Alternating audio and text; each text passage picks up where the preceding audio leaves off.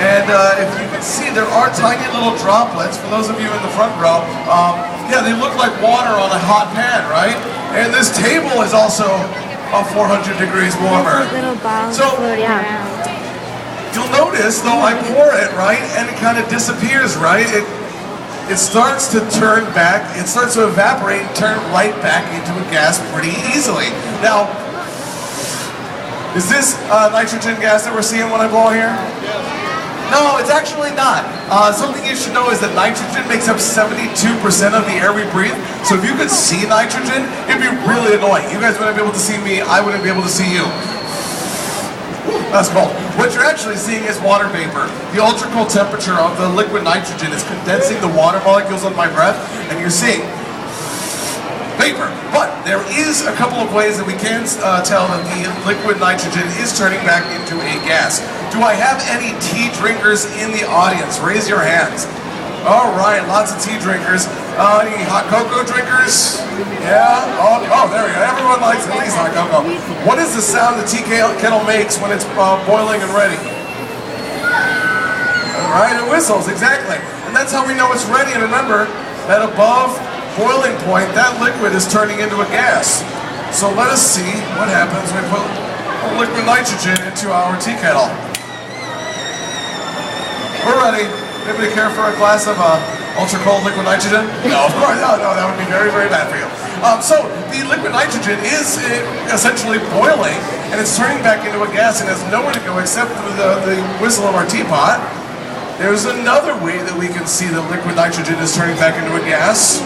And for that experiment, we're going to go ahead and take one quick second and think like scientists. When scientists do experiments, they observe the world around them using their senses. So we're going to use our senses and describe this rubber hose. What color is it? Black. Black. And what do we have at the end? We got a glass. Needle. Glass tube and a cork. And would you guys say it's bendy or stiff? Bendy.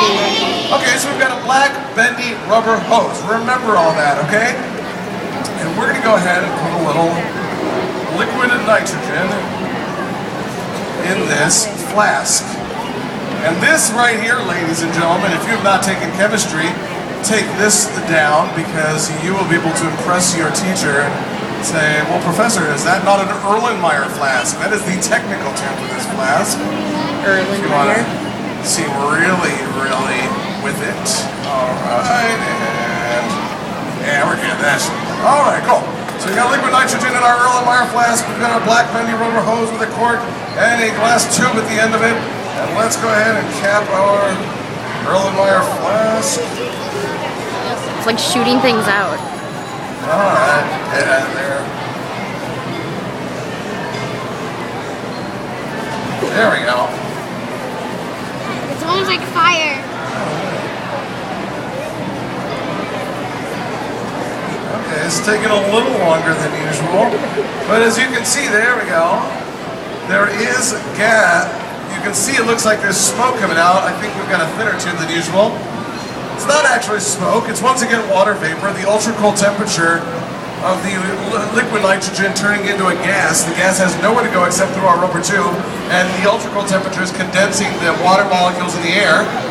And some of you might think that I'm actually moving this flask around to make the liquid nitrogen turn back into a gas and come out.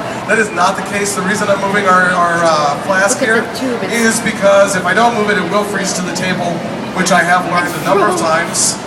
You have to wait about 15 minutes before it unfreezes. So the liquid nitrogen is turning back into a gas, and it is slowly escaping through our rubber hose. And what color is our hose now? Gray. White or gray, and is it bendy or stiff? Stiff.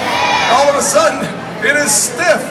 And I owe the Science Museum of Minnesota like $35 for a new black bendy rubber hose. Let's hope it goes back to normal. But the effect that this ultra cold liquid had on this rubber hose and on our piece of latex at the beginning of the show shows us the effects of ultra cold temperatures on solids, right? And the study of the effects of ultra cold temperatures is cryogenics. Now we're going to be using the coolant liquid nitrogen to see what ultra cold temperatures do to liquids, solids, and gases. So we're going to move on, and I'm going to need a volunteer from the audience. Val, raise your hand. You right there. And what is your name? Sarah? Sarah, do you know how to blow up a balloon? Would you blow us this balloon up? to about the size of a grapefruit, about that big, okay? Then, if you can tie it off, that's awesome. If not, just hold it and I'll tie it. And I'm gonna need another volunteer from the audience. How about you right here? And what is your name? What's that? Naya. Naya, do you think you can make your way over this bench? Come over here. All right, so Naya, thank you so much for coming on up here. So Naya, I've got a ball right here. I want you to discover and tell us some of the properties of this ball. It's bouncy. Can you prove that it's bouncy?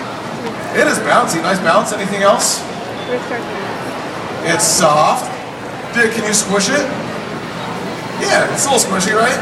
So remember that. We've got a squishy, soft, bouncy rubber ball. So if you can stay seated in the front row right next to this gentleman right here, I'm going to ask you for your help in just a second. All right. Looks like we have a tag team. Okay. You got it? Actually, we'll go ahead and place our rubber ball. We'll see what happens after we put it in our liquid nitrogen for a little bit. I can finish that off if you need help. You got it?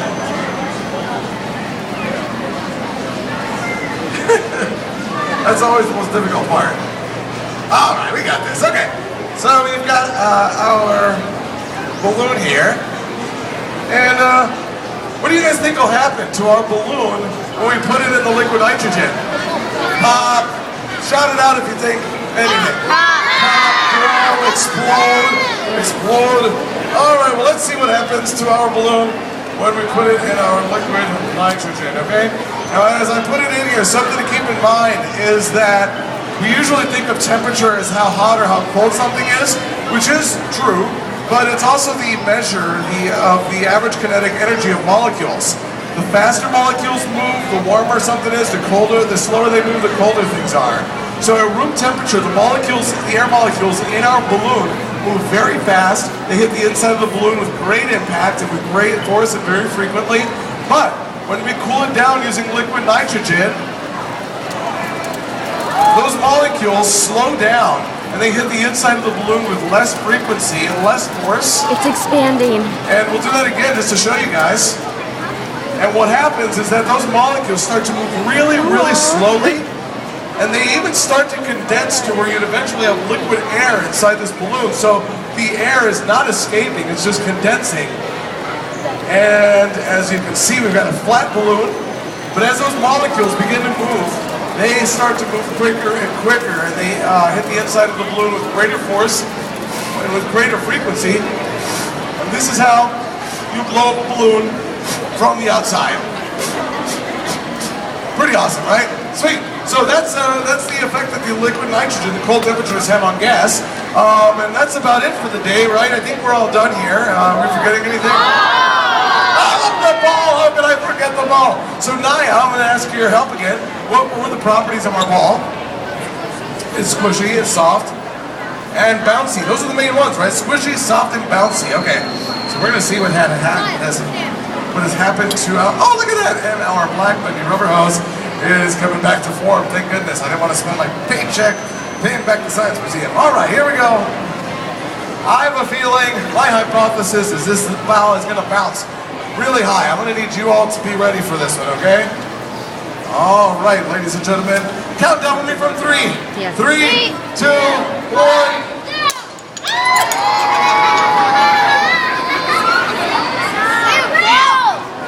The road? Where did it go?